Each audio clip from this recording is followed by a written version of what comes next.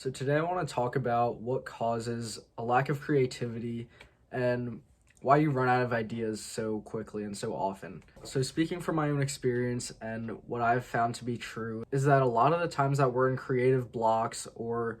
the creative juices just aren't flowing, it's because of the fact that we're not learning. So when you're not learning, your mind is pretty stagnant and you have a hard time coming up with new ideas. When your brain isn't consuming or processing new information or new ideas, it's hard to output new ideas and be creative, which is why it's so important to continue reading, continue learning, and continue looking outside the box and outside what you already know in order to branch out somewhere new, and that will kind of fuel creativity just naturally. When you keep adding to your knowledge base and increasing the things that you know about, then you have more to talk about, you have more to think about, you have more avenues of creativity that you can pursue rather than if this one thing is all I know, if I only know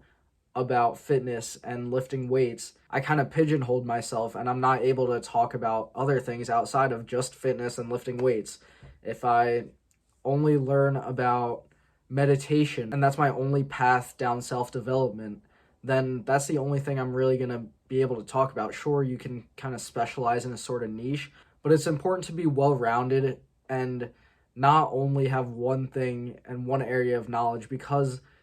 once you kind of flesh out that topic or that idea of, say, meditation or lifting weights, while although there's a plethora of information out there, even on one specific topic, once you get to understand a good portion of the information that's out there, say you know like this much information, then the incremental increase of trying to get this much knowledge is a lot harder because you're trying to source it and it's more nuanced, it's more advanced rather than starting from out of like this amount of information possible. If you only know this much, getting to know more about this topic is definitely easier because there's a wider array of information to pull from rather than trying to get this small little fraction that's left in this information pool, if that makes any sense. So I guess getting out of creative blocks has a lot to do with learning new things and getting outside your comfort zone. That's basically just a key principle in growth in general, is getting outside your comfort zone. But with creativity and things like, so when I started doing this whole YouTube thing, I thought, oh, I would probably run out of ideas within the first like 5 or 6 videos that I'd produce. And once I talked about those things, then I'd be shit out of luck for content because I wouldn't have anything else to talk about. But the fact of the matter is that the more that I'm producing and the more content that I'm creating, the more that I realize there's even more that I could talk about. And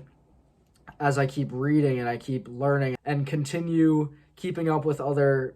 content creators and looking at different ways to source information, basically, it inspires different ideas, different ways of thinking about things. Just having conversations with my friends introduces random topics that I could bring up in discussion here. And it's just really not limiting yourself to one sort of either information pool or one sort of just avenue that you could walk down. So by having many paths available to you, then you have a wider variety of things that you can pursue and creative ways that you can make takes on these different paths. So this is just my advice on how to get out of a creative block and how to open up new avenues in your mind, is just by